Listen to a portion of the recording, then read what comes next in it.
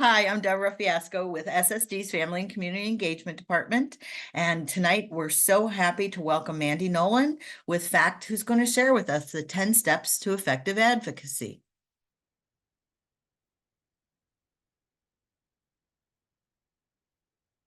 Hi, my name is Mandy Nolan. I am the Community Advocacy Liaison with FACT.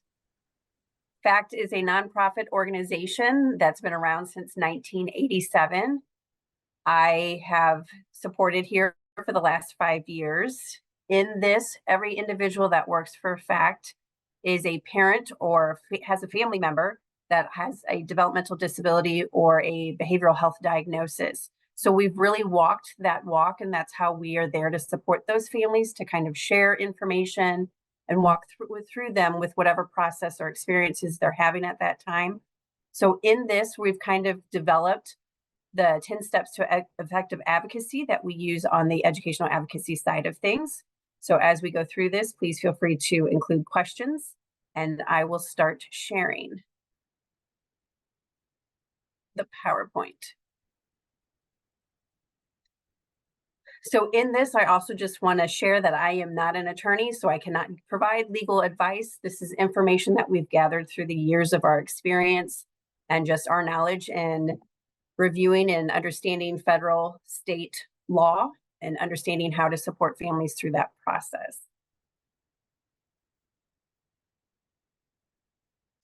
In this session today, we'll be looking at what advocacy is, discussing those 10 steps to becoming an effective advocate, and talking about the different tips to utilize in communicating effectively with that team as you come in and support your student in those IEP meetings, and you develop those relationships with the team as you go through and support your child through that academic career that they have, and just what those experiences look like. In this, what does advocacy? It's about taking action. It's looking at what needs and supports and goals that you have for your student and how to effectively have those conversations in those IEP meetings, because you're a member of that team and you provide valuable information. So it's looking at the problems and the struggles that your student's having, and how do we prepare and understand, what my students' rights are, what are my rights as a parent as we go into these meetings.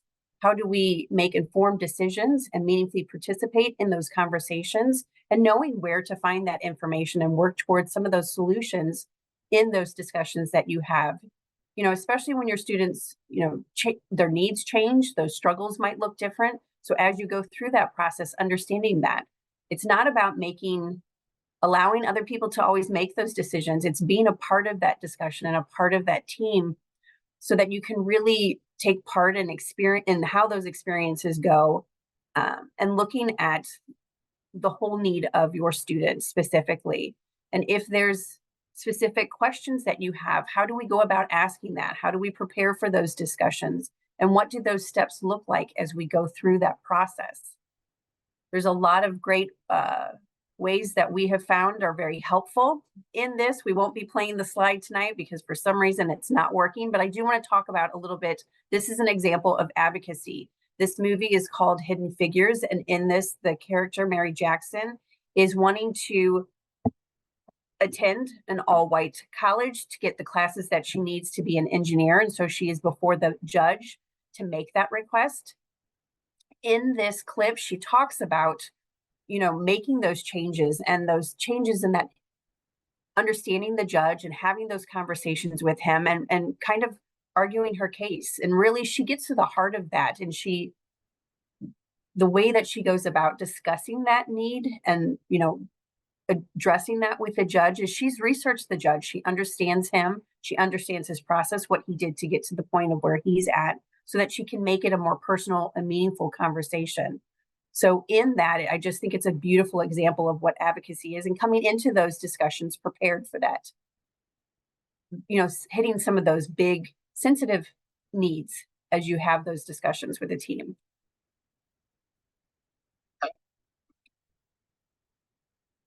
So I don't think you guys will be able to play that, but you will receive a copy of this PowerPoint, so you will be able to play that and see that, but it's an excellent movie.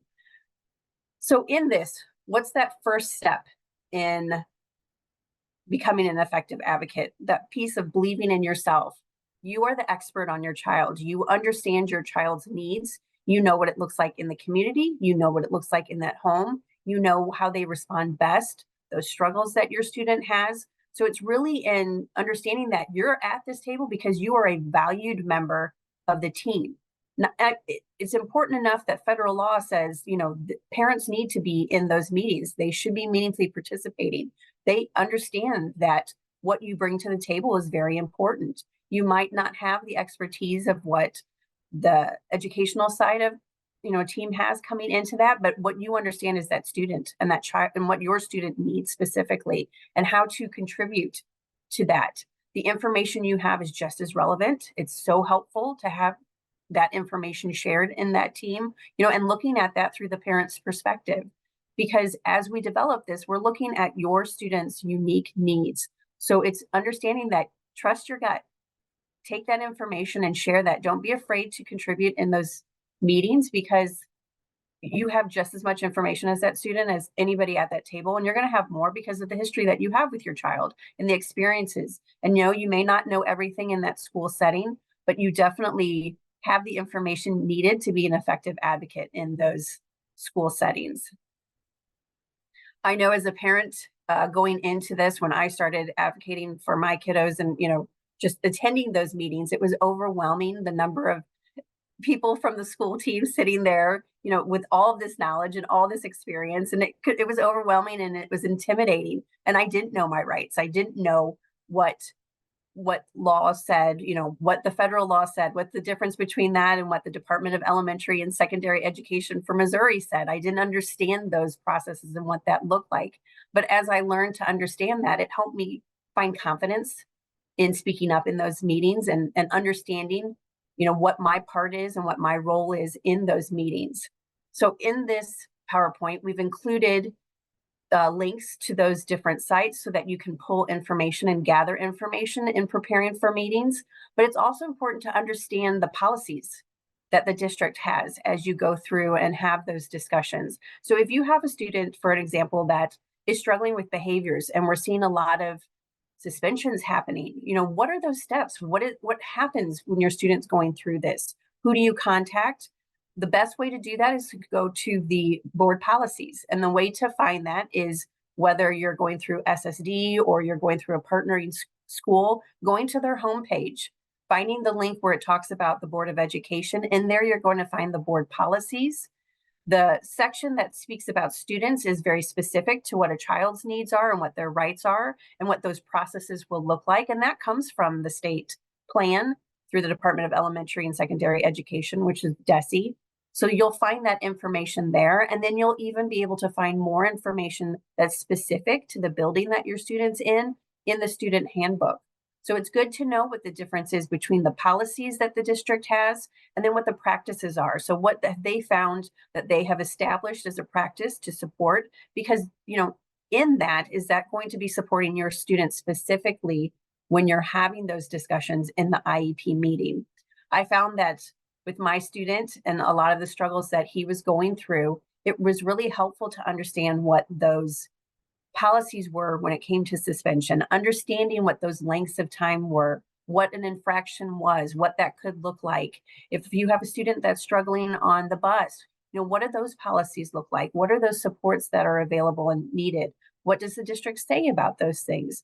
So it's really helpful to kind of explore that and understand what all your options are. When you're provided those procedural safeguards, I know the first time I got it, it looked like a book and it was overwhelming to read that information because they use a lot of legal jargon in that. And I sometimes had to look up, what does this mean? What is this saying? But in that, it tells you what your rights are as a parent. If you're not agreeing, what are those next steps that you have to utilize in, kind of further understanding how to support your student. It's important to kind of discuss and identify the goal that you have. Where do you see your student? What is that next transition that's coming up that you want to be prepared for? What do you want the team to know your goal is for your student as they graduate and they move past school? Because as you look at that, and as you have a student that's getting support through an IEP, every 3 years, there's a reevaluation meeting that comes about where you guys are reviewing the information that you currently have and looking at, do we need to evaluate further? Do we have all the information needed? But in that, you're also preparing for those next transitions, whether you have a student that's going from elementary and moving into middle school, or if you have a middle schooler moving into high school, are they prepared for those transitions? Are there skills that they're still lagging in that they're not prepared for those next steps? And how do we close some of those gaps as they move on and transition into that next stage of their academic career? So where's that next step? Where are we going? And how do we support? Because understanding what those goals are helps the team in accomplishing that and helps the student make meaningful progress then year to year. You can be specific in what those accommodations and modifications look like. So it's really helpful to have that goal understood as you prepare for those meetings. The next thing is gathering the information. That's that next step, is what information do you need to support that discussion? If you've got a student that's being suspended, or you have a student that struggles with transitions and we've got middle school coming up, what information do you need to share with the team to help them understand, your concerns there? Are we looking at, whether that's looking at report cards, you can request discipline records, you can look to see, the notes that you have from those parent-teacher conversations, what's being shared with you that they're seeing in the school setting that maybe your student is sharing as well, so that you can gather that information and prepare for that upcoming meeting. Is there any research out there that supports what you're wanting? Have you found that there were things that were successful this year? What about that school year was successful? What about that team was successful for your student? So that you can share that in those IEP meetings. And how do we accomplish those different goals that you have set? Is that something that we can provide a modification for your student in that classroom setting? Is that a goal that we need to develop so that we can teach that student that skill? And if that's not an option, how can you achieve that if that's not something that's available at this time? How do we look outside of the box to support that student? So it's gathering all that information to prepare for those discussions.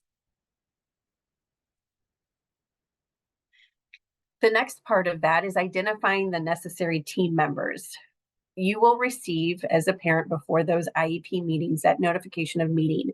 And in that, they'll talk about what's going to be discussed in the meeting, but then who are the players coming to that meeting? And do you see the individuals that you need, or should you be notifying the school of, hey, I'm not seeing the speech and language pathologist on this list, but I know that she's developing a goal. I'd like to have a conversation with her.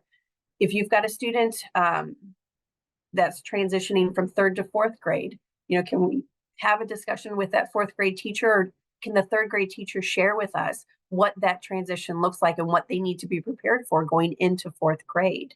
It's really just knowing who's involved in that decision-making process and who has the power to make those decisions. And then once that decision is made, who's implementing it?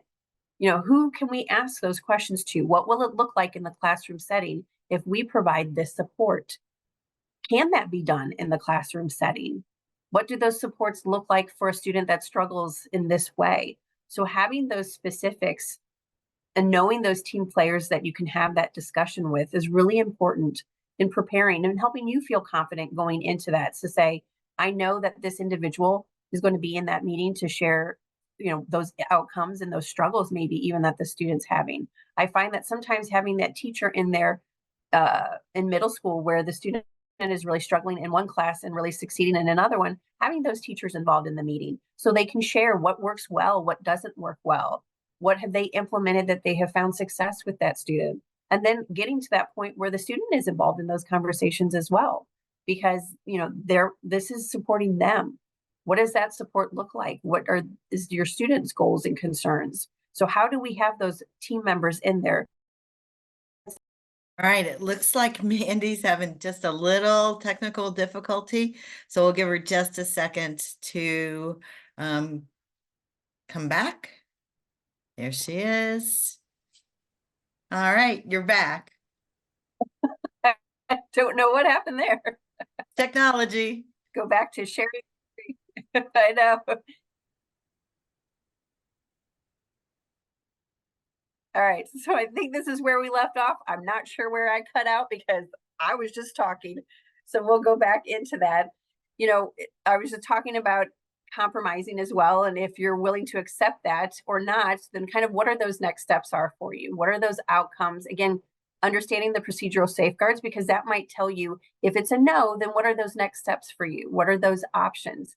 Maybe you've requested an action or a goal, and at this time the team doesn't feel that the school team's maybe concerned with that goal and feels that that's not appropriate. What are your options for that then, if that's not the next step? Are there things in place that you can request then, which would be like a prior written notice refused, where the team's just going to explain why they feel that at this time that goal is not appropriate? So what is the objection, but then what are those possible outcomes?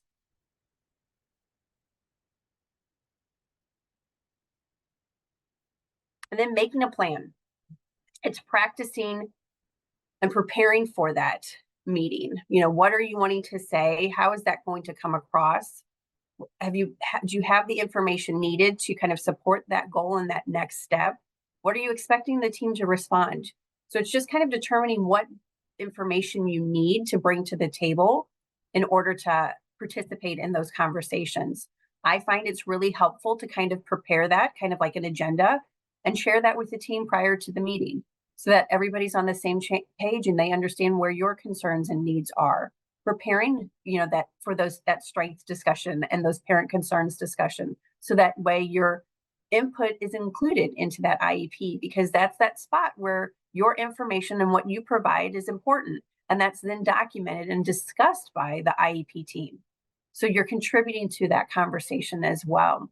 And I find that sometimes that can be difficult, but as you practice this and you take that time to take those steps and go through that, it does help in preparing for the meetings.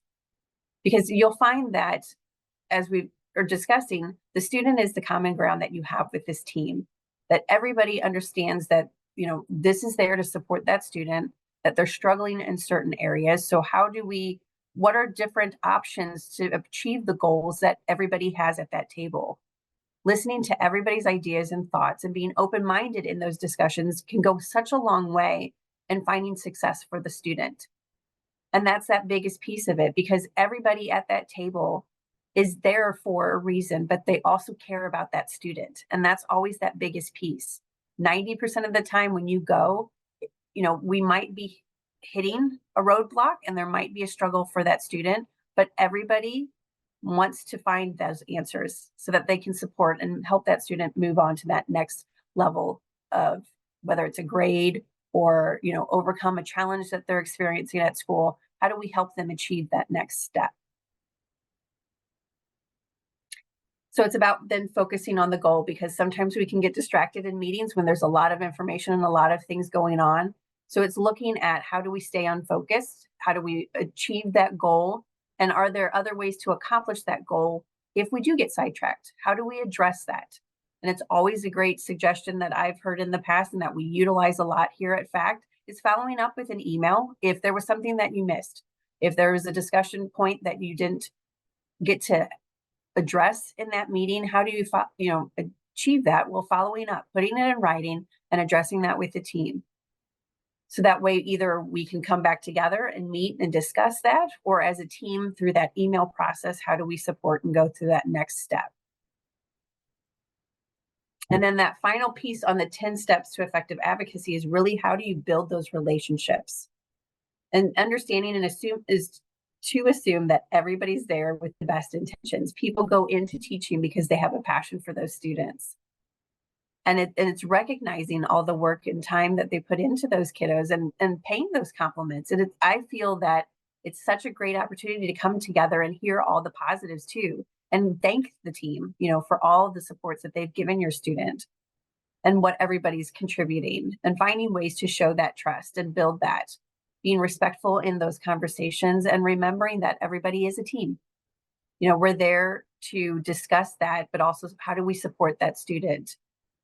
Asking for permission to share if teachers have shared information or staff counselors have shared information about your student, making sure it's okay to share those discussions in that, respecting each other as you go through that process just makes for a stronger team, because these are the individuals that'll be supporting your student for the extended period of time, at least for that year and through that support of that IEP.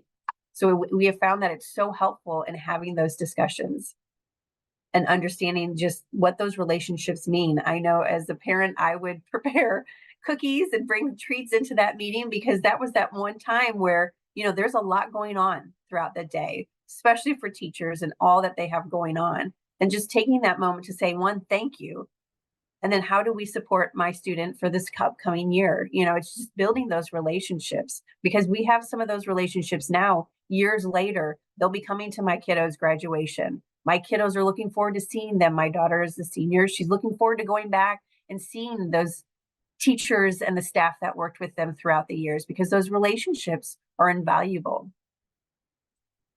So in this, and I know Deborah has shared information on the handouts, but in this is just examples of what you can do. We have a scenario that was created with a student that's struggling on the bus specifically in this scenario. And it's how do you kind of work through those supports? So as you're taking those 10 steps to advocacy, we're looking at going through those steps to support a student. We won't be going through that tonight because we're not going to have that interaction piece of it, but we'll be open at the end for questions. So if you have questions throughout this process and you're finding that there's areas that you maybe want more clarification, or if you want to share an example of a meeting and how that came about, kind of talking through what those processes are. These are just some tips for communication that makes a big difference in those meetings because it's a team. How do we help support that child? What does it look like if we implement it this way? And rephrasing what you hear as a team member shares something. What I hear you saying is that, so that there's not confusion and that you're getting those questions answered in that meeting. And it's okay to ask for help. We all need that support. We all need that help through that process. And how can we help the team? How do we help the teacher feel successful? And if they're seeing some of those challenges, what do we do at home that's successful for our student? And validating those points of view because everybody's seen that student at a different time of the day. The needs might be different. The subject might be something that a student struggles with. So just recognizing that and understanding and being open to having those conversations because there are challenges. The student is there getting those supports because they have unique needs that we're looking at how do we close those gaps in order for them to make progress year to year. So in having those conversations, it's really helpful to be open to listening to that, but then not being afraid to ask questions because we're not going to resolve those issues if we haven't talked through that. Then this talks about preparing an agenda. So we will be sharing that with you as well, just a sample agenda on how to prepare for those meetings. It's kind of a step-by-step worksheet that you can work through in order to go through that process. And then these are just some of the resources that we utilize to develop this slideshow. So I'm open if there's any questions. And I'm going to pause the recording right now so that we could get some questions. Okay, well, I don't see any questions in the chat, but again, if anyone is watching this on the recorded one or you're watching this evening, you can always contact FACT directly or the Family and Community Resource Center and the Family and Community Engagement Department. We have also recorded lunch and learns. This is kind of what we've done over this school year. We've got one left. The St. Louis Arcs, they're hosting about the next program. We have one more family cafe where families get an opportunity to really just form some community and talk through some issues. And then we also have at our North County Technical High School, we have what we call the hub huddles, where we have the Community Action Agency coming in that can help families with things like winterization of properties, or if water or utilities are being turned off. We've got the Higher Education Consortium that is coming on Friday, and that's about everything with education and finding jobs. You don't have to be a student of SSD. And this year we've also brought in vocational rehabilitation to talk with families and provide that direct service and support. So we're always here to help. You can find us, the Family and Community Engagement Department, at ssd.org/face. You can email us at face@ssdmo.org or call our main number, which is 314-989-8460. We'd love to have some feedback from those of you who attended this evening. That's how we plan all of our ongoing supports and workshops and webinars and lunch and learns, is based on what the families and the community are asking us for. So Mandy, again, thank you so much. I loved it. That's steps to effective advocacy was great, and I loved how you framed it. It really is an intimidating process for families many times, and we need to remember that we are a really important, as are our children, an important part of that whole IEP process and the whole educational and life planning process. It So I want is. to thank you again for being Thank with you. us tonight. And this ends our time together. Thanks for joining us. Thank you, Deborah. I appreciate all the support. All Have a good right. evening. You too.